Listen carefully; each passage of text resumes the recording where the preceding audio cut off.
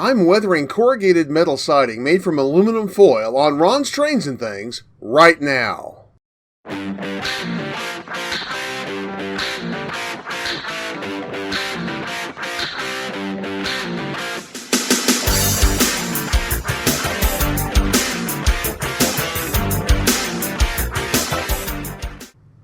Hi, I'm Ron of Ron's Trains and Things, and if you'd like to see more videos about model railroading tips, tools, and techniques, then be sure and subscribe down below and click that little bell icon so you can catch every episode. Several weeks ago, I brought you a video about Brunel Hobby's in-scale corrugated iron maker. It's a tool that makes corrugated metal siding out of aluminum foil. I'd seen similar tools in other scales, but it was the first one that I had found to make corrugated metal in scale. As I showed you where you could find one of those tools and how it worked, I also told you I would be bringing you another video to show you how to weather and install that corrugated metal siding, and that's exactly what we're going to talk about today. Before we get to that, I want to briefly remind you, as I said in my last video, I am rapidly approaching 1,000 subscribers, and I have a couple of exciting things in store whenever that happens. First, I'm going to be hosting a little contest, and the prize for that contest is something that I think most of you will find very interesting. So be sure and keep watching in my videos the next couple of weeks, as you'll see details about that contest and how you can enter and what those prizes are going to be.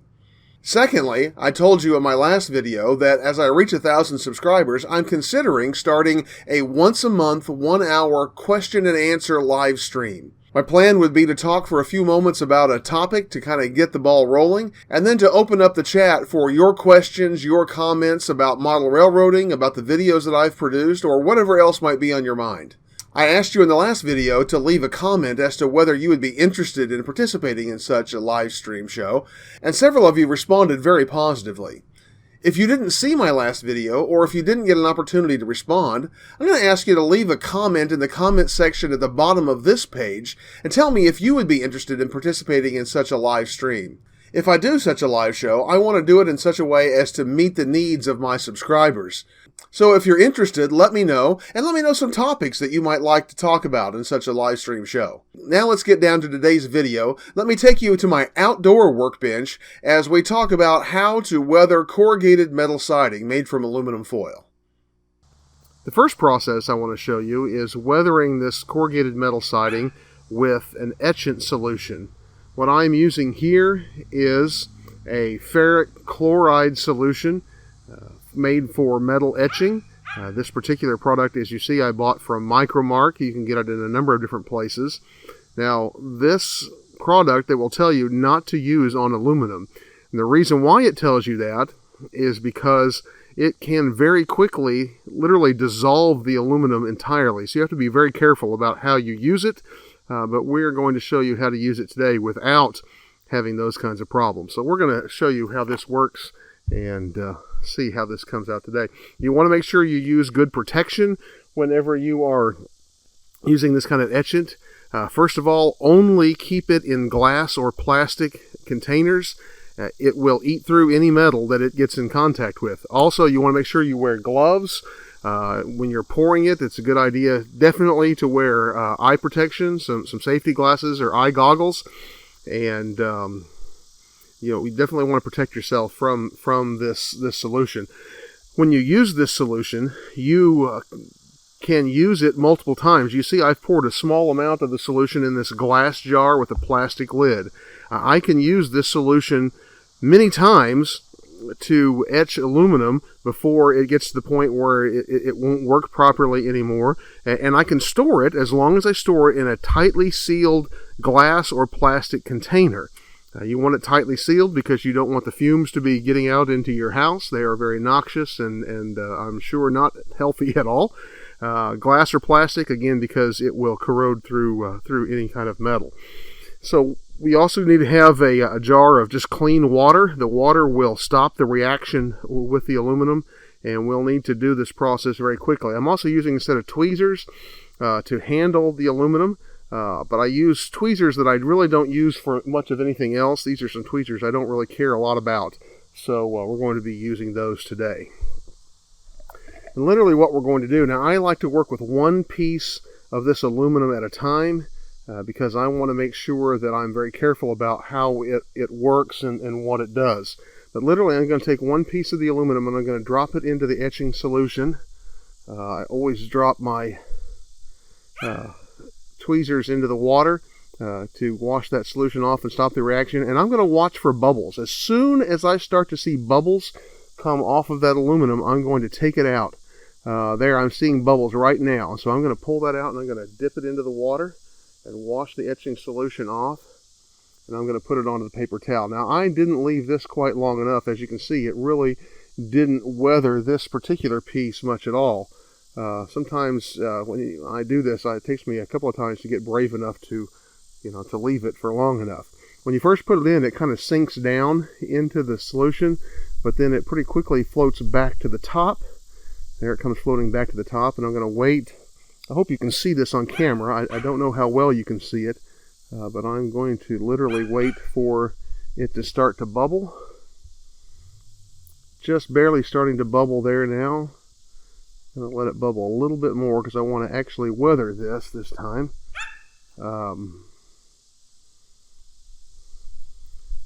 As soon as it starts to fizz, it literally will start to fizz like soda. There it goes. You want to pull it out very quickly or it will melt entirely. And you see, I didn't get that one out quick enough.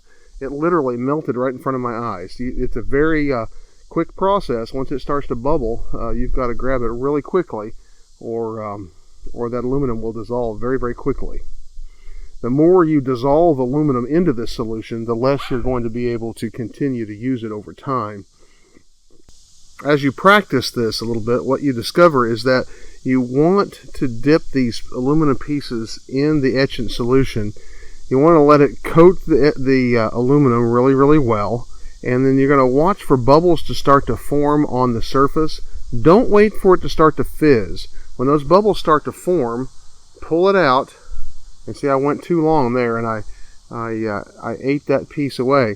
And as soon as those bubbles start to form on the surface, pull it out and start heading it towards the water. Because if you don't, you're going to eat your aluminum away very, very quickly, and you won't have anything left of your aluminum. Now that's going to be a good one there. What you're going to find is it's going to continue to etch and weather this aluminum even after you dip it in the water a little bit. What you want, if you let it go until it starts to really fizz, it's going to turn black, and what it's doing is it's literally has eaten most of the aluminum away. When you get a nice dull look like this, as that dries, that's going to give you a nice rusty look. Just a little bit of rust and a little bit of weathering on the surface of this aluminum without being completely eaten away like this piece here. So again, don't wait for it to start to fizz like soda.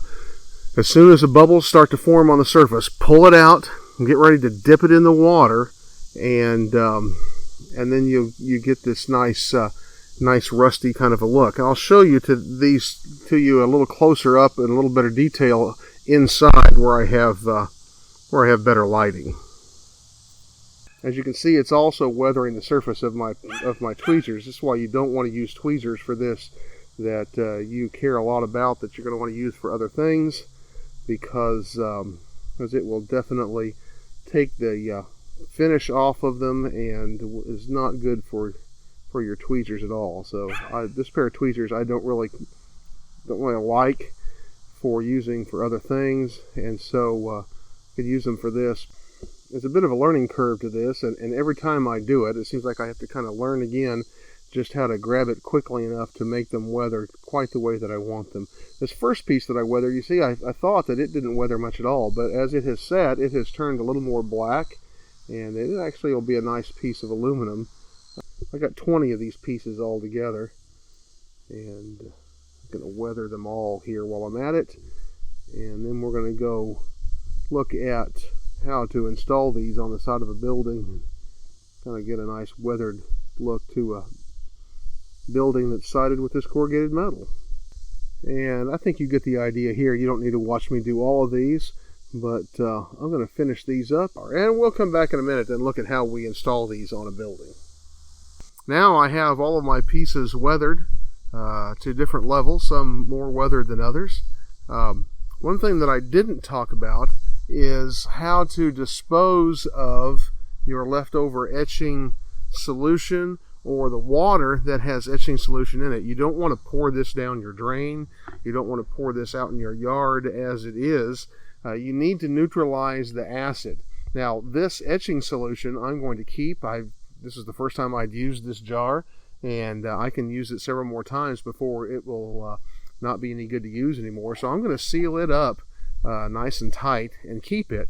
But if I was ready to get rid of it, what I would need to do was I would need to put it in a disposable plastic container with a lid, and then put in enough baking soda to neutralize the acid within that disposable container. And once I've got enough baking soda in there to neutralize the acid, then I can seal that jar up and throw it away in the trash can. So I'm going to do the same thing with this water. Now, this was mostly water. This is very diluted, but it still has some of that acid in it. So I'm literally going to pour some baking soda in this until it doesn't react any longer, and then we'll be able to dispose of that once I've got the acid neutralized.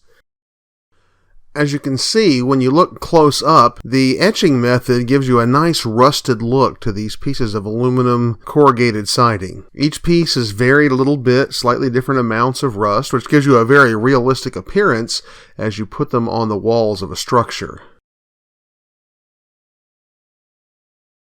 Here's a little box that I built, 10 scale feet high and in scale, just to simulate a structure that I might use to side with this kind of corrugated metal siding. I'm just going to glue the siding on with a little bit of medium viscosity CA. Spread a little bit of CA on just the width of one piece of aluminum. It's important that you get the first piece on straight. Every other piece will be dependent upon the straightness of the first one. I allow the edge of this first piece to hang over the corner just a little bit. I ultimately will bend those around the corners. Some corrugated siding buildings have metal trim on the corners, but many of them just bend the siding around the corners of the building. So that's what I am doing here. And I just slowly work my way down the building, putting a little bit of CA on the width of each strip. You'll note that some of my strips were just a little bit wide when I made them, so they have kind of a flat edge on one side. That being the case, I'm always putting that edge towards the direction that I'm working so that the next piece will overlap that little flat edge and cover it up. You want each piece to overlap the previous one. You want to make sure that your corrugations get straight with each piece by the piece that went on previously. If you were doing a very large structure, it would probably be helpful to use a square and make some straight lines down the building as you went, just to make sure that you're staying straight and plumb as you work your way down the building. And as I work my way down this wall, you begin to get the effect here. Each piece has just a little bit different weathering, and it makes a nice weathered looking wall. This last piece, of course, was one of those extremely weathered pieces from the etching process, but I wanted you to see kind of what one of those would look like as well. Bend the corners around the corners of the building, and then, of course, I would glue those in place, and you get a nice weathered wall. There you can kind of get a sense of the texture of this corrugated metal as it comes from the corrugated metal maker. Install a weathered piece of trim on the bottom to cover the rough edge, and you can get a sense that you could make a nice barn or industrial structure with this and get a very realistic old weathered look. These are some techniques that you may want to give a try. I think that you'll be happy with the results. I find this etchant method of weathering corrugated metal siding from aluminum to be very useful. I can get a variety of weathering, and it comes out looking very realistic. If you do try this technique, please remember to wear all of your safety equipment. Rubber gloves, eye protection, protect your skin, and especially protect anything that's metal that the etchant might come in contact with. But if you're very careful, I think you'll find this is a method that is fun and that you'll get some great results from. If you do give it a try, be sure and leave me a comment and let me know how it goes for you. Well, I hope you've enjoyed this episode of Ron's Trains and Things. If you found it helpful or useful, please give it a thumbs up down below, and also share it on your social media or other model railroad forums that you participate in so others can learn from this technique and other videos on Ron's Trains and Things as well. Also, be sure and leave me a comment down at the bottom of the page. Remember to let me know whether you'd be interested in participating in my live stream and some topics that you might like to talk about. Or leave a comment or a question about this video. I love to hear from you, and I always respond to your comments. Finally, be sure and check out that expanded description right below this video. There you'll learn more about my layout, the Texas, Colorado, and Western, and the Facebook page that I keep dedicated to it, as well as my Amazon pick of the week. You might find something that you find interesting there, and ways that you can support Ron's Trains and Things through my Patreon or PayPal me accounts. Well, that's all I have for today, but be sure and join me next Tuesday for another model building segment, and I look forward to seeing you then.